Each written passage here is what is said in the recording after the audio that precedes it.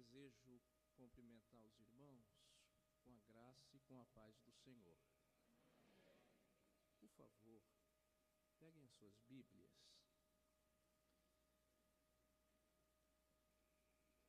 Nós vamos ler um texto que se encontra no livro de Cântico dos Cânticos. Cântico dos Cânticos, capítulo é o 2, o verso que nós vamos ler é o verso de número 8, verso de número 9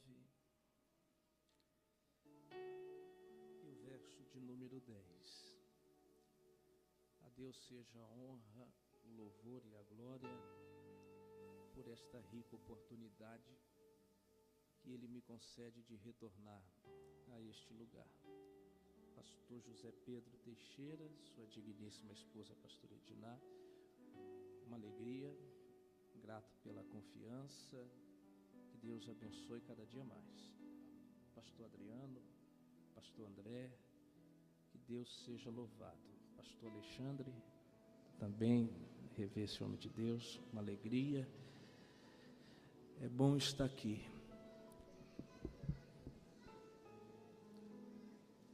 Quero falar aqui de dois amigos, se assim eles me permitem, que Deus me deu aqui no campo de Santa Cruz, pastor Leonardo, pastor Sebastião, pastor Leonardo e pastor Sebastião. Deus abençoe a vida de cada um dos irmãos. Cântico dos Cânticos, capítulo 2, o verso é o 8, 9 e 10. Todos acharam? Está escrito assim: ouço a voz do meu amado, eis que ele vem saltando sobre os montes, pulando sobre as montanhas. O meu amado é semelhante ao gamo ou ao filho da gazela. Olhai ele, e ele está de trás da nossa parede, olhando pelas janelas e nos observando atrás dos muros, pelos buracos que existem. O meu amado fala e me diz: levanta-te, amada minha, formosa minha, e vem. Será que toda a igreja pode ler em alto e bom som o verso de número 10? Vou contar de 1 até 3 e toda a igreja lê em alto e bom som. 1, 2, 3.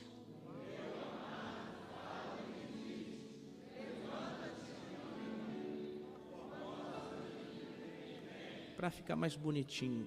1, 2, 3.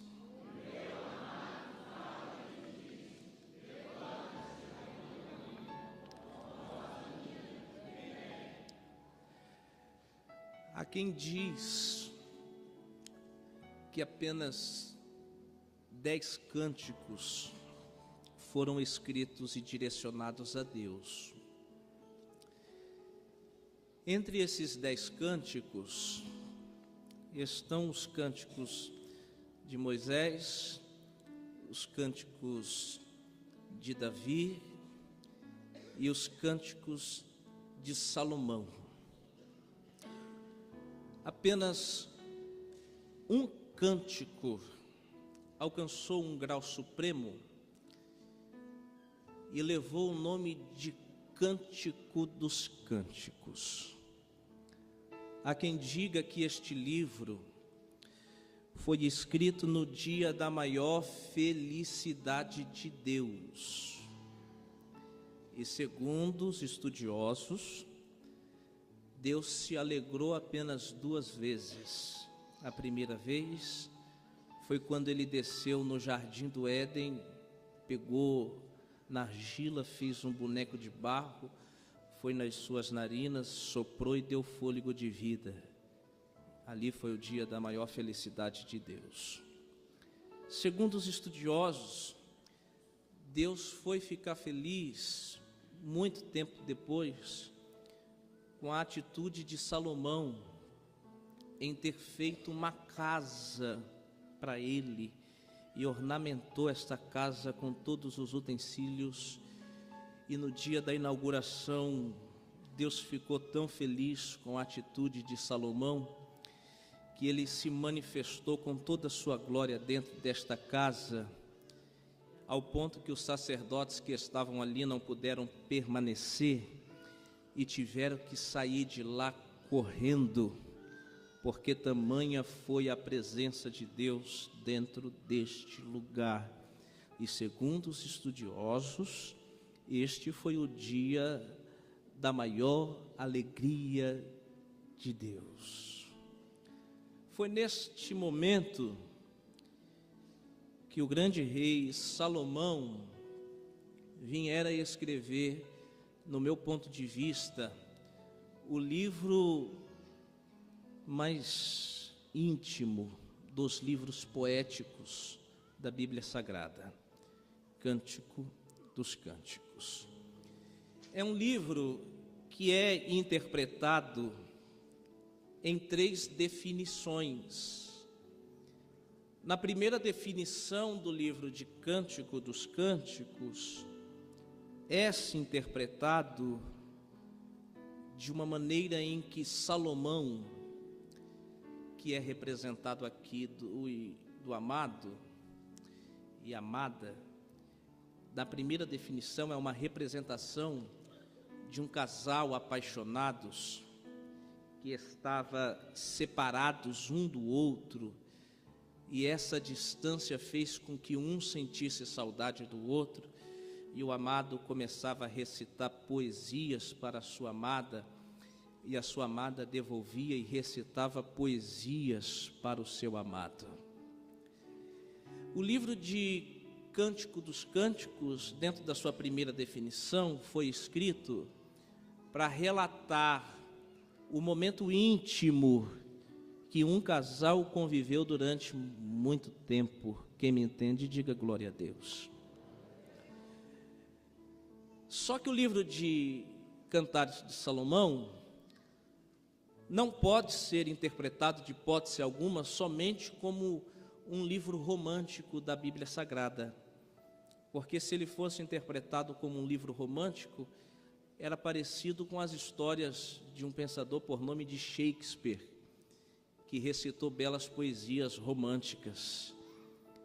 Então, o livro de Cantares, ou Cântico dos Cânticos, não é um livro somente que fala de um momento íntimo de um casal.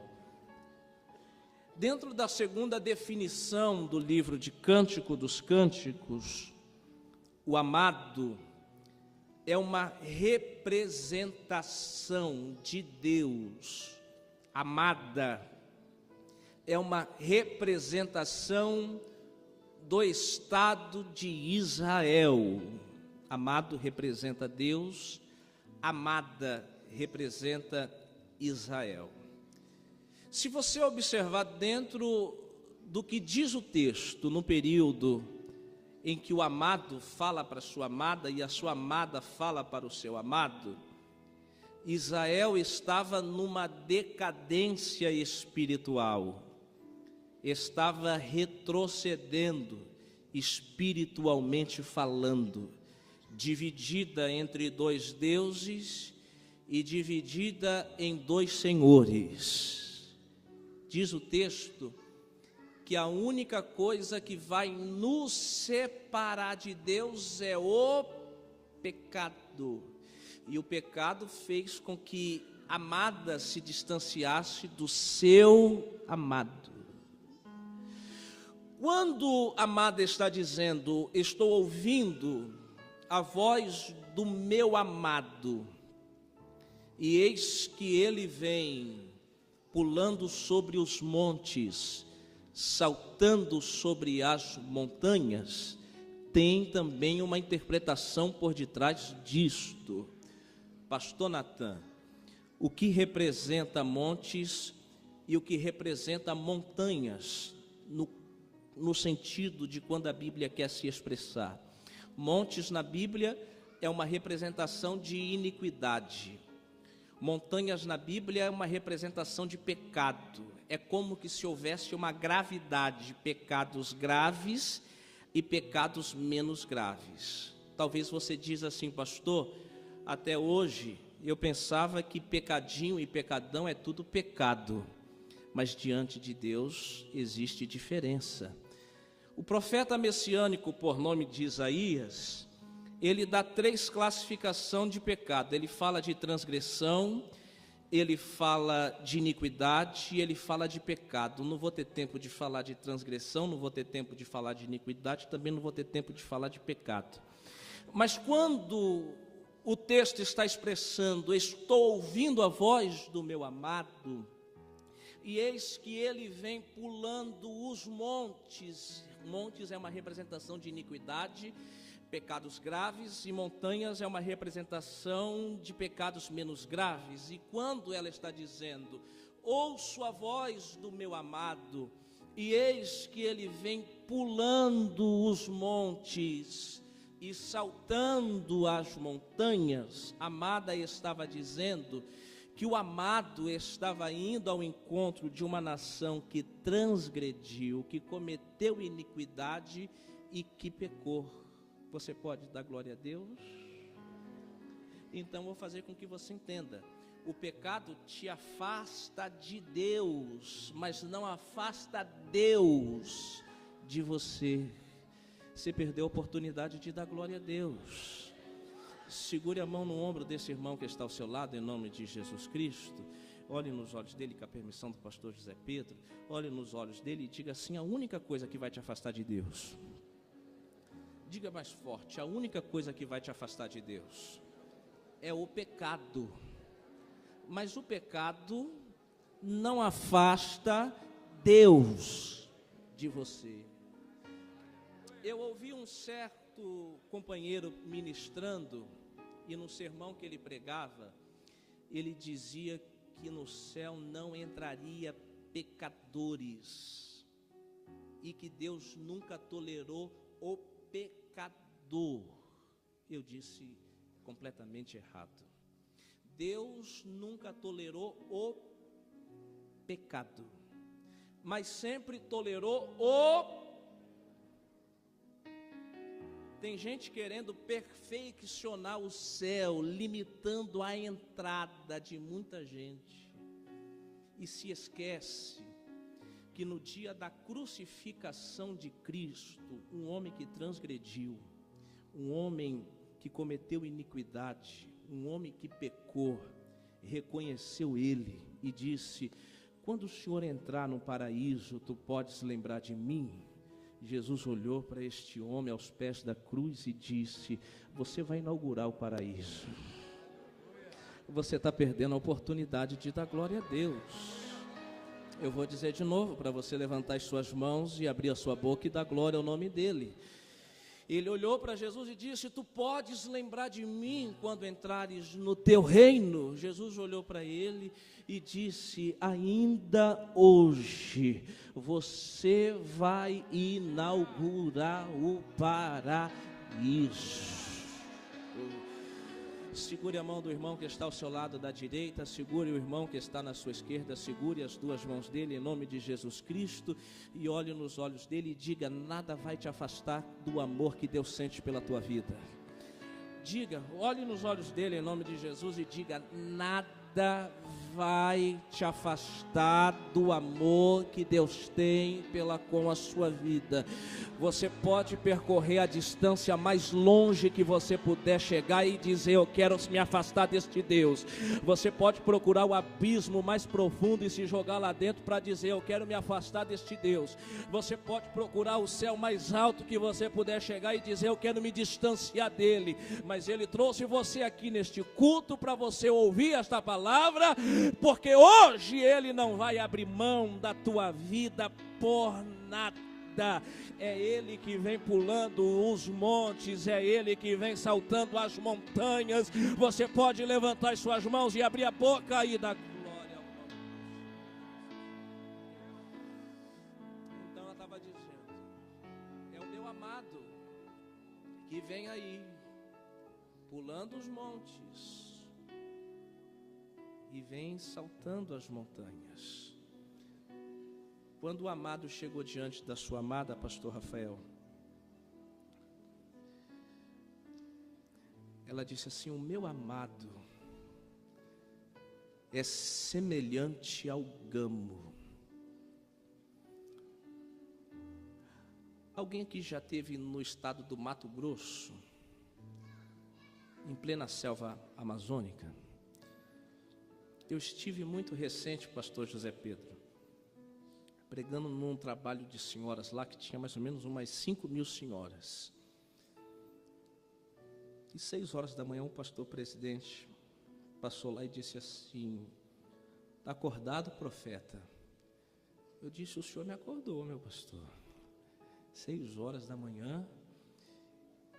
Aqui nós acorda cedo. Eu falei: pô, pastor, lá em São Paulo a gente acorda muito tarde. Desce aqui, desci. Entra aqui no meu carro. Entrei no carro do pastor. Vamos conhecer aqui um pedacinho do meu estado. Aqui é uma mini África do Sul.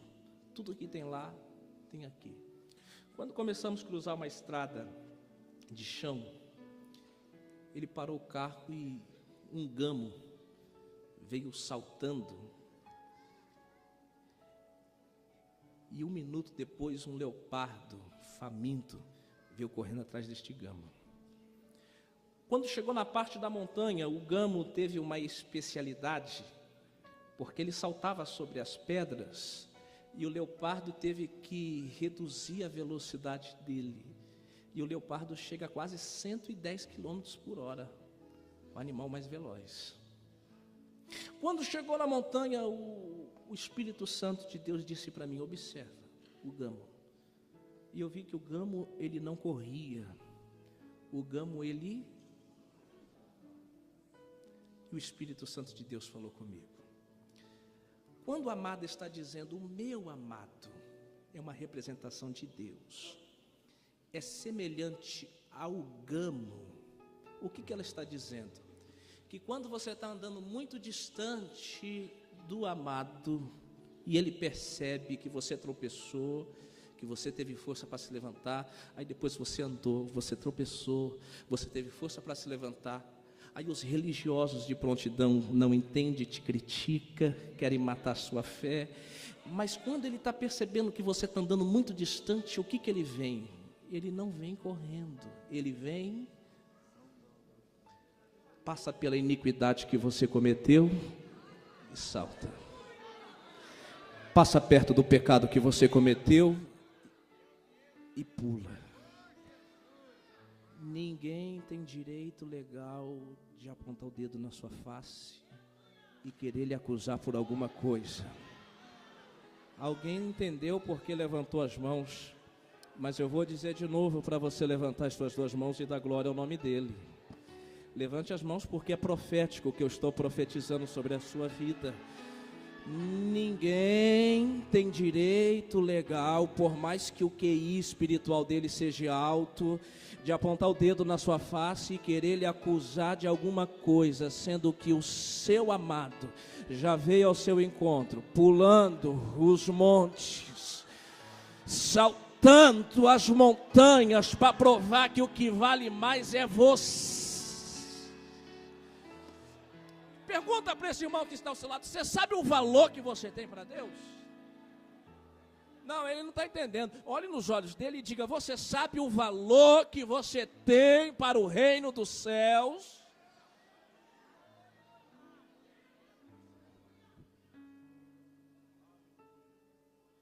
O amado chegou diante da amada, e ela pegou um muro, ela pegou um muro, ela pegou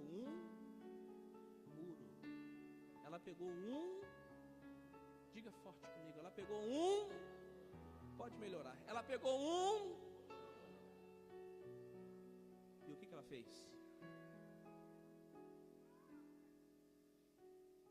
O que fala na Bíblia de muro?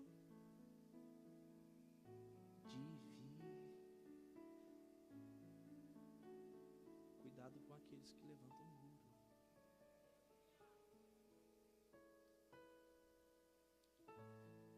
Levantou o muro. O que ela fez? Colocou o amado do outro lado do. Ela ficou do outro lado do. E o amado ficou do outro. O que ela queria fazer?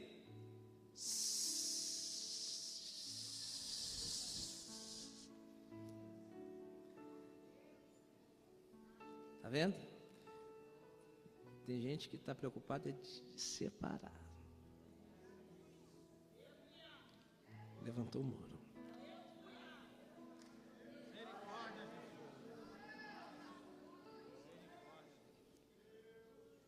A amada tinha pensado que o amado tinha ido. Diz o texto que ele foi embora. Ele foi embora.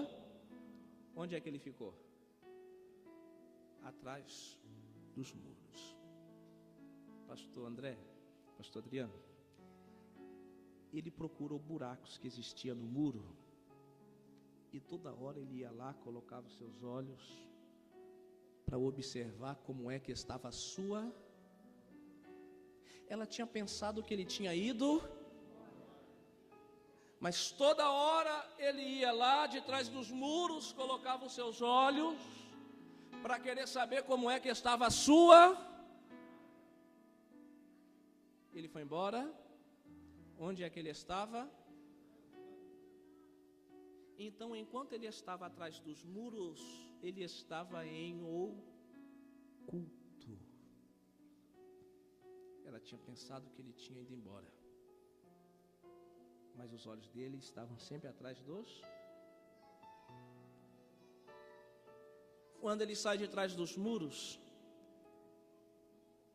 diz o texto que ele sobe nas janelas. Ele sobe nas. Qual a diferença de muro e janela? Enquanto ele estava atrás dos muros, ele estava em.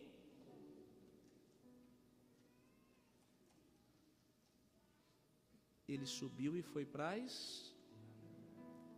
Me corrigem, irmãs, mas se as senhoras estiver fazendo a parte da higiene nas janelas das vossas casas, e ela estiver voltada para a rua,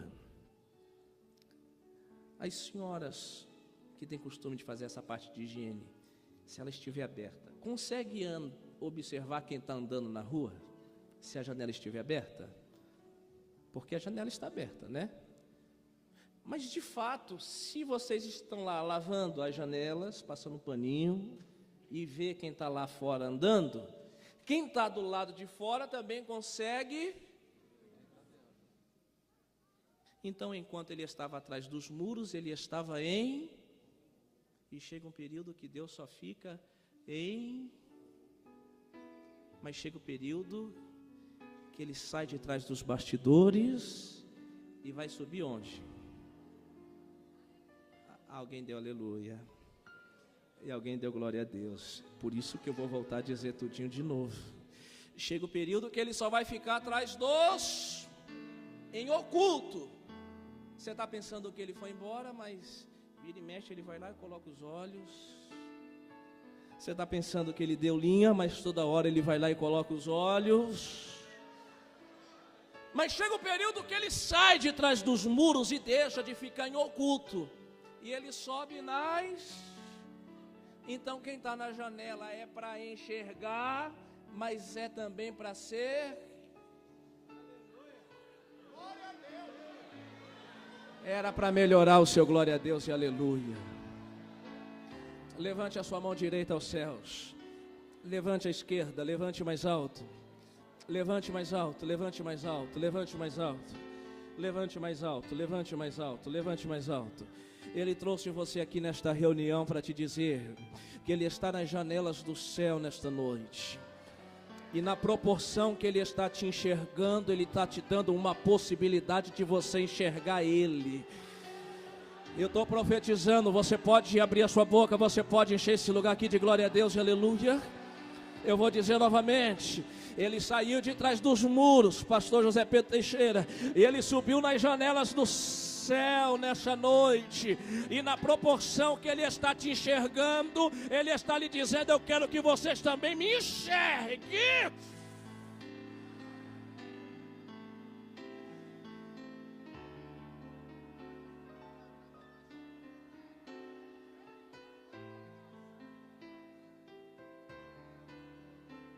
Essa é a segunda definição deste livro. Eu ia falar sobre a terceira agora e não vou ter tempo. A segunda definição, amado, é uma representação de Deus. Amado é uma representação de Israel.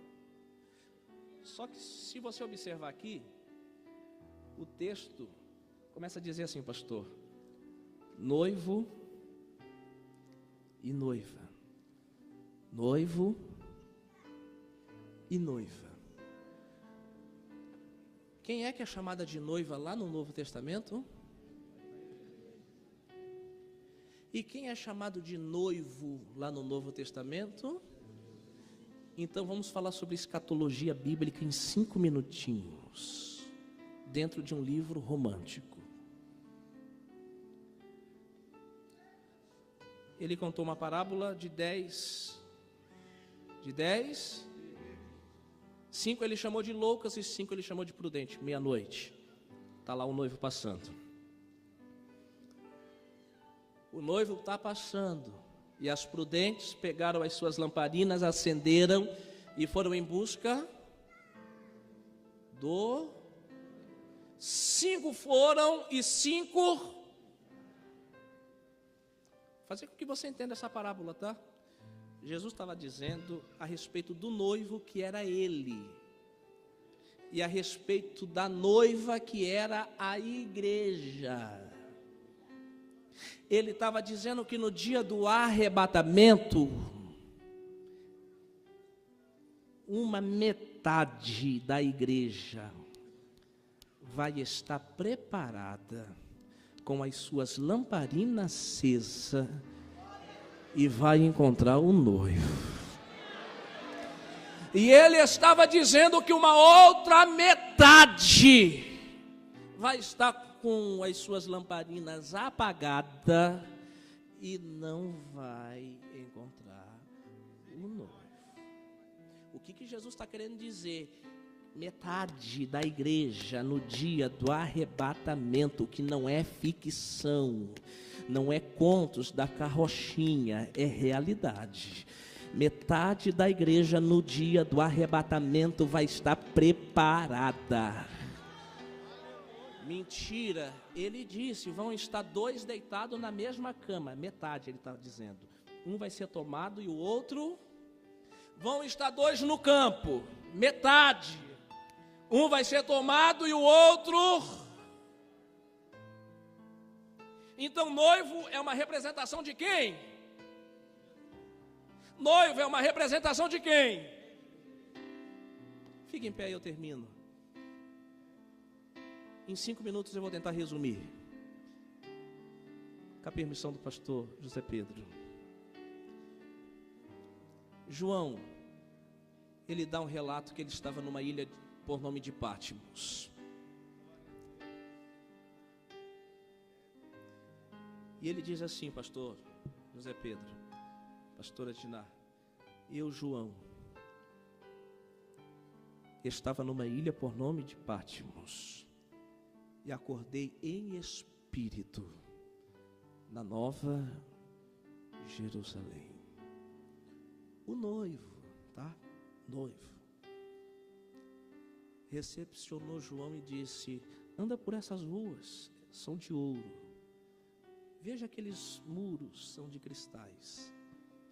Entra dentro do templo. Ele entrou dentro do templo, ele viu 4 seres viventes, cada um com rosto de animal, não tenho tempo de explicar.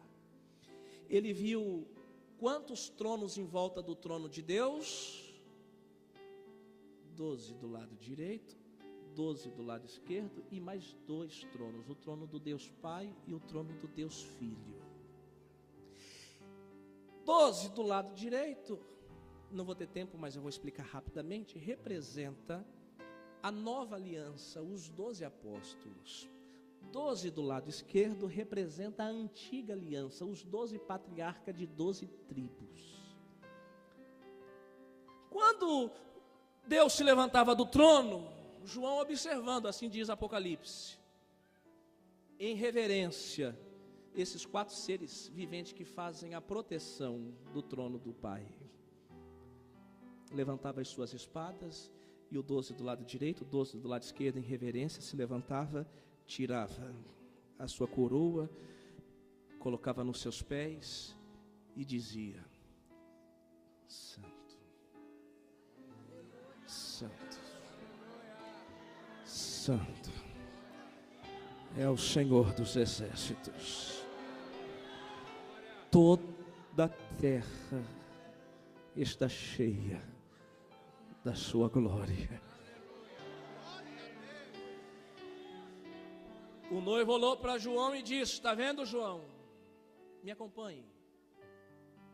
Ele para diante de um banquete que não tinha começo e não tinha fim. E diz o livro das Revelações que João olha para o noivo e pergunta: pastor André, para quem que é esse banquete? E o noivo olha para João e diz: esse banquete está sendo preparado para minha noiva. Aleluia. Glória a Deus. Depois destas coisas, assim diz o texto, eu, João, vi que o noivo estava montado em cima de um cavalo branco, nas janelas do céu. Na sua coxa estava escrito: Rei dos Reis, Senhor dos Senhores. Os anjos estavam com as vossas trombetas na mão, prestes para anunciar a volta do noivo. Então nós vamos voltar onde eu comecei. No dia do arrebatamento da igreja, o noivo vai estar nas janelas do céu e vai olhar para a sua noiva, que somos eu e você, e vai dizer: amada minha, formosa minha, levanta-te. Segura o seu glória a Deus e aleluia. Segundo o que diz a escatologia bíblica, você sabe como que vai funcionar o arrebatamento da igreja? Salmos de número 24, o salmista fala sobre o arrebatamento. Ele diz assim que naquele grande dia a igreja vai estar olhando para o noivo, e o noivo vai estar olhando para a sua noiva. O noivo vai olhar para a noiva e vai dizer: levanta, amada, formosa, amiga, vem. Aí a noiva vai estar olhando para o noivo e vai dizer para ele: levantai, ó portas, as vossas cabeças, levantai, ó entradas eternas, para que entra o Rei da Glória. Mas quem é esse aí, o Rei da Glória? O noivo vai olhar para sua noiva e vai dizer: amada minha, formosa minha, levanta e vem. Aí a esposa vai olhar para o seu esposo e vai dizer para ele: mas quem é esse aí que vem saltando os montes, que vem pulando as montanhas? Quem é esse aí, o Rei? Segure a mão desse irmão que está ao seu lado e eu termino agora de verdade. Fecha os corredores aqui, segure a mão desse irmão que está ao seu lado em nome de Jesus Cristo. Fecha as mãos, segure as mãos dele bem forte. Segure bem forte, segure bem forte. Olhe nos olhos dele em nome de Jesus. E você profetiza para ele, diga: você faz parte da igreja do arrebatamento. Não, profetiza para ele, olhe nos olhos dele e diga: você faz parte da igreja que vai encontrar com seu noivo nas nuvens. O apóstolo Paulo fala que no dia do arrebatamento, aquilo que é corruptível vai se revestir da incorruptibilidade, aquilo que é mortal vai se revestir da imortalidade, e você vai entrar no céu dizendo: quem é esse? Levante as mãos unidas, levante, por um minuto, levante as suas mãos por um minutinho apenas, levante as suas mãos ao céu, por um minuto. Eu quero que você abra a sua boca, eu quero que você glorifique, eu quero que você feche seus olhos. Se você pode, eu quero que você faça por 1 minuto aquilo que você não fez em 40 minutos de mensagem. Por 1 minutinho apenas eu quero que você deixe que a presença de Deus te tome nesse lugar. Você vai fazer parte da igreja que vai encontrar com Ele.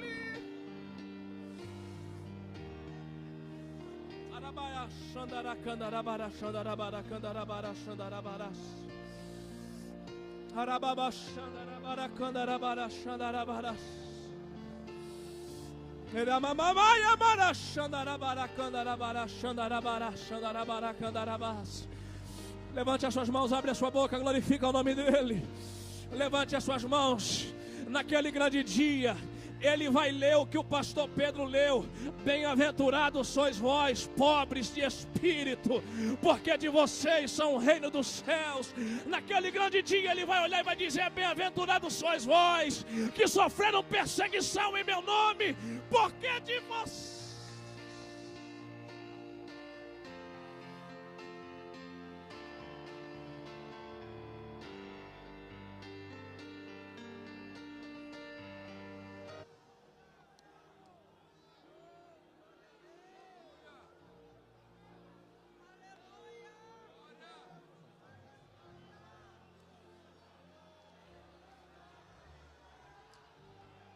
Você é a igreja do arrebatamento. O arrebatamento não é contos de filme de Hollywood. Arrebatamento não é história de crente velho.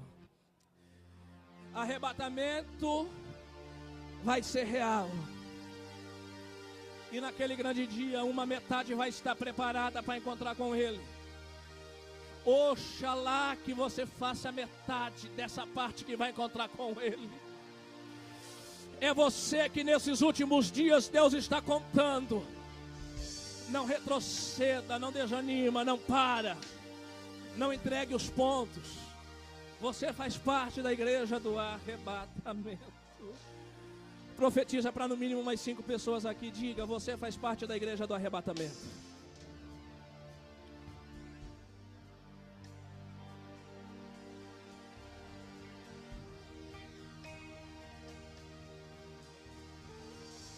Tomar os vossos assentos.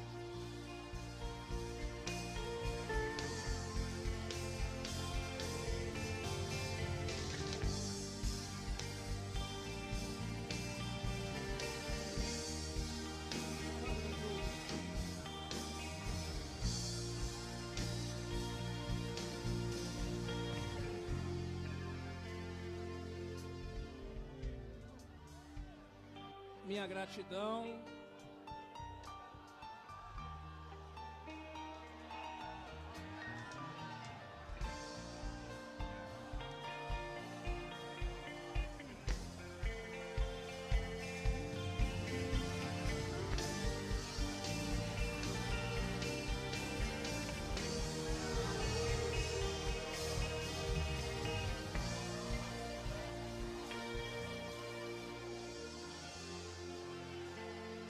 Minha gratidão, pastor José Pedro. Eu sou um admirador, na verdade eu sou um fã do Senhor.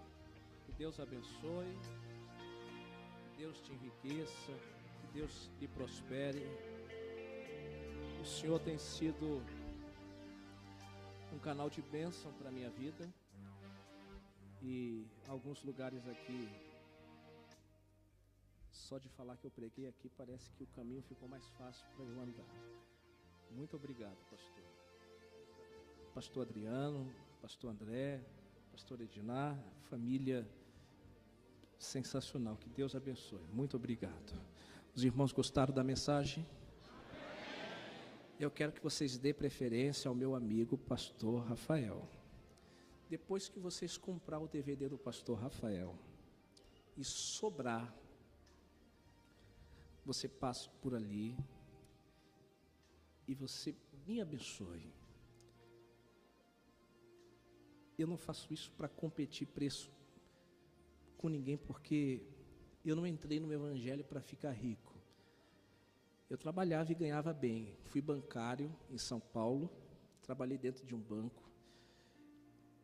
E eu só estou pregando hoje, não é porque eu não gosto de trabalhar. Amo acordar cedo, atravessar a Avenida Marginal Tietê, em São Paulo, que é um fedor violento, um trânsito caótico. Mas eu amo isso, aquele ar poluído daquela cidade maravilhosa. Amo acordar cedo, trabalhar.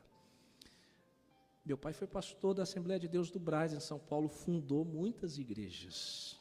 Foi o fundador de muitas igrejas. E Deus me colocou, seguindo os caminhos do meu pai. Eu não queria, mas a gente faz uma coisa e Deus faz outra. E Deus disse, vou fechar essa porta de emprego aí. Eu disse, eu estou ganhando bem, mas eu vou fechar. E já fazem 4 anos que eu prego a palavra de Deus. Por esse motivo, por eu acordar cedo e às vezes entrar de ônibus lotado, até eu ter comprado o carro depois de um ano de banco, eu sei o quanto é difícil atravessar uma cidade inteira para ganhar um salário mínimo. Por isso que eu digo que eu não estou no Evangelho para fazer patrimônios, para ficar rico. Não é minha intenção. Nunca foi. Algumas coisas que eu consigo é porque a bondade de Deus é imensa comigo. Primeiro compre o dele. Depois que sobrar, você vai pagar R$5 apenas nos meus DVDs. Amém? Os irmãos aqui têm computador, têm tablet, querem aumentar o conhecimento da palavra de Deus. Eu estudei na Faculdade Batista em São Paulo. Eu sei o quanto a literatura cristã é cara. Fiz alguns meses de psicologia. Eu sei como a secular é barata e a cristã é cara. Por isso, tem aqui uma enciclopédia bíblica com mais de 6.500 livros de estudo, um curso de teologia completo. Você vai ter postura, vai falar sobre seitas, vai falar sobre homilética, vai falar sobre hermenêutica, vai falar sobre todas as matérias de teologia.